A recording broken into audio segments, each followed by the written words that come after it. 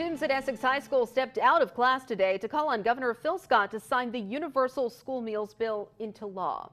It passed through the legislature without issue 2 weeks ago, but the governor has been showing opposition towards it recently.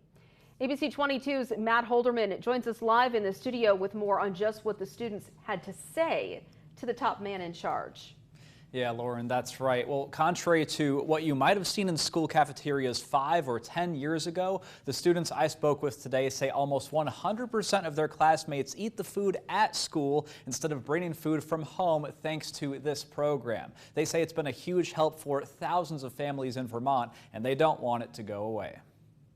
Governor Scott, this is what the students want. This is what the students need. A group of 5 students at Essex High School fighting to feed their friends. Taking away the universal meals after seeing all the good it's done would be a mistake. Tuesday afternoon, these high schoolers stepped out of the classroom and onto the school's lawn with signs in hand asking Vermont's first in charge to keep state-funded school meals going, not just next year, but permanently. Since the start of the pandemic, students in Vermont have had access to free food in school, with the federal government funding it until 2022 and the state providing money this school year. Earlier this month, Vermont's legislature passed a universal school meals bill to keep it going through the state's education fund. But Governor Scott hasn't been supportive of that, saying that since the fund is replenished by property taxes, it wouldn't do much to help. And to be clear, we're taking money out of one pocket, putting it in the other.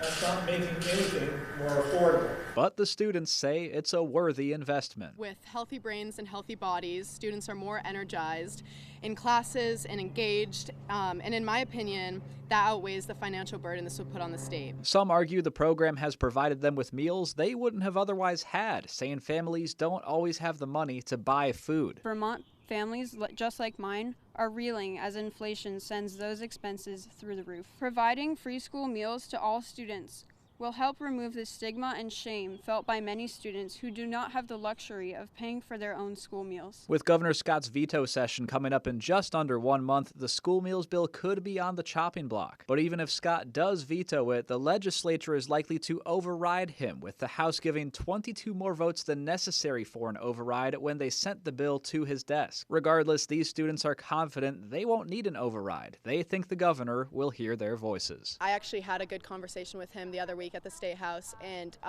we heard his thoughts on it, and we think that with the overwhelming support that he will be on the same page.